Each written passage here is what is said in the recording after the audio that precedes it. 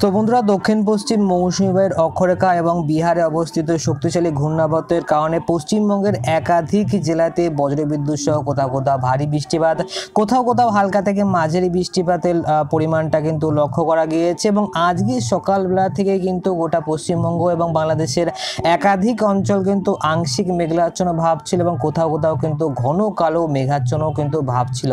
তো এইরকম যে পরিস্থিতি আজকের দিনকে তৈরি হয়েছে, কীরকম পরিস্থিতি কালকে দিনকে তৈরি হতে পারে, কালকে দিনকে সকালবেলা থেকে শুরু করে রাত্রিবেলার দিনকে পরিস্থিতি কীরকম টাইপের থাকতে পারে, কি জানাচ্ছে আলিপুর আবহাওয়া দপ্তর, সম্পূর্ণ গোটা বিষয়টা আমরা A to Z লাইভ আপডেটের মাধ্যমে আলোচনা করব। এছাড়াও সরাসরি আলিপুর আবহাওয়া দপ্তরের লেটেস্ট রিপোর্টটাও এক নজরে দেখে নেব। তো অতি অবশ্যই ভিডিওটা আপনি শুরু থেকে শেষ পর্যন্ত একেবারে স্কিপ না করে দেখতে থাকবেন এবং এখনও পর্যন্ত যদি আপনি চ্যানেলটিকে সাবস্ক্রাইব না করে থাকেন তাহলে অবশ্যই চ্যানেলটিকে সাবস্ক্রাইব করে অল নোটিফিকেশনটি অন করে রাখবেন এবং কমেন্ট বক্সে অবশ্যই লিখে জানাবেন যে আজকের দিনকে আপনার জেলাতে বৃষ্টিপাত হয়েছে কি হয়নি। অবশ্যই আপনি কমেন্ট বক্সে নিচে লিখে জানাবেন। তো চলুন এক নজরে দেখে নেওয়া যাক। তো বন্ধুরা, এই মুহূর্তে আমরা যদি কারেন্ট সিচুয়েশন উপগ্রহ মোডটা দেখি তাহলে আমরা দেখতে পাচ্ছি এখনও পর্যন্ত কিন্তু আংশিক মেঘাচ্ছন্ন ভাব গোটা দক্ষিণবঙ্গের একাধিক অঞ্চল এবং বাংলাদেশের ক্ষেত্রেও কিন্তু রয়েছে। পুরোপুরি যে আকাশ পরিষ্কার রয়েছে তেমনটা কিন্তু আজকের দিনকে তৈরি হয়নি। সকালবেলা থেকে শুরু করে রাত্রিবেলা পর্যন্ত কিন্তু মোটামুটি আমরা সন্ধ্যেবেলা পর্যন্ত দেখতে পাচ্ছি যে আকাশ কিন্তু প্রায় সাদা একটা আংশিক মেঘাচ্ছন্ন পরিস্থিতি রয়েছে এবং বিকালবেলার দিকে সেই পরিস্থিতি কিন্তু আরও বেশি ভয়াবহ হয়ে গিয়েছিল। প্রায় কিন্তু বলা যেতে পারে যে সেই সময় কিন্তু ঘন কালো মেঘাচ্ছন্ন পরিস্থিতি ছিল এবং এই মুহূর্তে দেখতে পাচ্ছেন আপনার অন স্ক্রিনে ইনফ্রারেড মোডে কিন্তু কোথাও কোনো রকমভাবে বৃষ্টিপাতের চিহ্ন কিন্তু এই মুহূর্তে দেখা যাচ্ছে না। প্রায় এই মুহূর্তে কিন্তু গোটা পশ্চিমবঙ্গের মূলত দক্ষিণবঙ্গের আকাশে প্রায় বলা যেতে পারে যে আংশিক মেঘাচ্ছন্ন পরিস্থিতি থাকলেও সেরকম কিন্তু বৃষ্টিপাতের সম্ভাবনা দেখা যাচ্ছে না। তবে আমরা এই মুহূর্তে রাত্রিবেলাতে চলে যাবো, দেখবো সন্ধ্যেবেলা থেকে শুরু করে রাত্রিবেলার দিকে মাঝরাতের দিকে কি কোথাও কোথাও বৃষ্টিপাতের সম্ভাবনা রয়েছে। তো সেটা দেখার জন্য আমরা এই মুহূর্তে বজ্রবিদ্যুৎ সহ বৃষ্টিপাতের মোডে চলে এসেছি এবং আপনারা কিন্তু এই মুহূর্তে দেখতে পাচ্ছেন আকাশ ধীরে ধীরে কিন্তু পরিষ্কার হতে আরম্ভ করে দিয়েছে। নদিয়ার এই পার্টটাতে কিন্তু প্রায় আকাশ পরিষ্কার হয়ে গিয়েছে এবং কোনো রকম বৃষ্টিপাতের সম্ভাবনা কিন্তু নেই। কলকাতার ক্ষেত্রে খানিকটা মেঘাচ্ছন্ন ভাব রয়েছে, যার ফলে কিন্তু এখানে একটা আংশিক নীল পর্যায়ে কিন্তু রয়েছে। দেখতে পাচ্ছেন এখানে 1.6 মিলিমিটারের কাছাকাছি ছিটেফোঁটা বৃষ্টিপাত হলেও হতে পারে এমন পরিস্থিতি কিন্তু তৈরি হয়েছে। তবে সেরকম কিন্তু বড়সড় বৃষ্টিপাতের সম্ভাবনা এই মুহূর্তে দেখা যাচ্ছে না। তবে যতই আমরা পুরুলিয়ার দিকে যাচ্ছি, পুরুলিয়ার দিকে এখনও পর্যন্ত কিন্তু খানিকটা ঘন কালো মেঘ রয়েছে, যার ফলে রাত্রিবেলা থেকে শুরু করে এই মুহূর্তে সন্ধ্যেবেলা পর্যন্ত কিন্তু কোথাও কোথাও ছিটেফোঁটা বৃষ্টিপাতের সম্ভাবনা কিন্তু তৈরি হতে পারে। অন্যদিকে বাংলাদেশের ক্ষেত্রে খুলনা, বরিশাল, কুমিল্লার দিকে কিন্তু খানিকটা মাঝারি পরিমাণে বৃষ্টিপাতের সম্ভাবনা রয়েছে। দেখতে পাচ্ছেন অন স্ক্রিনে 8 মিলিমিটারের কাছাকাছি কুমিল্লার দিকে বৃষ্টিপাতের সম্ভাবনা এই মুহূর্তে কারেন্ট সিচুয়েশনে কিন্তু তৈরি হতে পারে।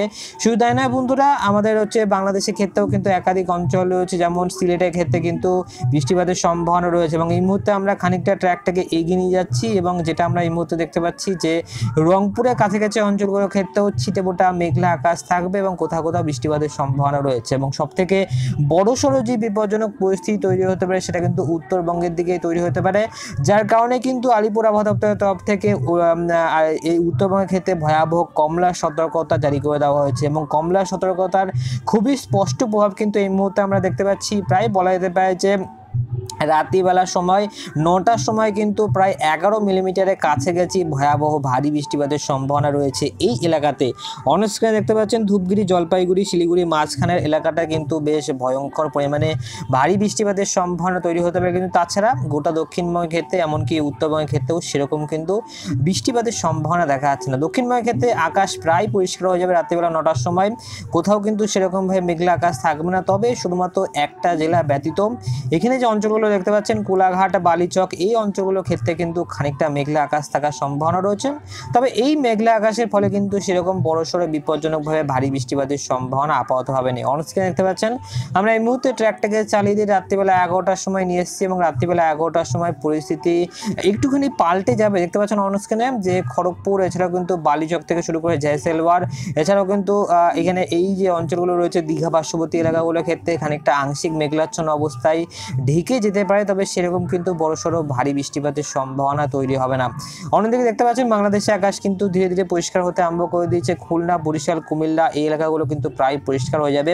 অপরদিকে ময়মনসিংহ, কালাই, রাজশাহী অঞ্চলগুলোর ক্ষেত্রেও কিন্তু প্রায় পরিষ্কার হয়ে যাওয়ার সম্ভাবনা রয়েছে। কিন্তু অন্যদিকে উত্তরবঙ্গে কিন্তু বড়সড় বিপজ্জনকভাবে ভারী থেকে অতি ভারী বৃষ্টিপাতের কিন্তু রূপরেখা এই মুহূর্তে আমরা দেখতে পাচ্ছি, যেখানে দিনাজপুরের ক্ষেত্রে সেরকমভাবে বৃষ্টিপাতের সম্ভাবনা না দেখা গেলেও এই যে অঞ্চলগুলো রয়েছে এখানে কিন্তু একটা ভয়াবহ বৃষ্টিপাতের বলয় এসে কিন্তু উপস্থিত হয়ে গেছে। অর্থাৎ মাঝ রাতের বেলা থেকে কিন্তু প্রচণ্ড বেশি বিপজ্জনক পরিস্থিতিতে মারাত্মক অতি ভারী বৃষ্টিপাতের সম্ভাবনা রয়েছে। দেখতে পাচ্ছেন অন স্ক্রিনে কার্শিয়াং, শিলিগুড়ি, ওডলাগুড়ি, এছাড়া কিন্তু দার্জিলিং রয়েছে, নকশালবাড়ি রয়েছে, এই এলাকাগুলোর ক্ষেত্রে কিন্তু প্রচণ্ড ভয়াবহ কিন্তু বৃষ্টিপাতের সম্ভাবনা রয়েছে। দেখতে পাচ্ছেন সিভো, কার্শিয়াং, সুকনা, এছাড়াও কিন্তু উডলাবাড়ি রয়েছে, প্রায় কিন্তু বলা যেতে পারে যে 45 মিলিমিটার বা 4.5 সেন্টিমিটারের মারাত্মক অতি ভারী বৃষ্টিপাত কিন্তু একই এলাকাতে ঘন্টার মধ্যে হয়ে যেতে পারে। রাত্রিবেলা 11টার সময় অতি ভারী বৃষ্টিপাতের সম্ভাবনা রয়েছে উত্তরবঙ্গের জেলাগুলিতে। এই মুহূর্তে আমরা ট্র্যাকটাকে চালিয়ে দেবো, দেখবো উত্তরবঙ্গের ক্ষেত্রে কোথায় কোথায় কি হতে পারে। দেখতে পাচ্ছেন মাঝ রাতে বেলার দিকে কিন্তু পরিস্থিতি অত্যন্ত বেশি বিপজ্জনক হয়ে গিয়েছে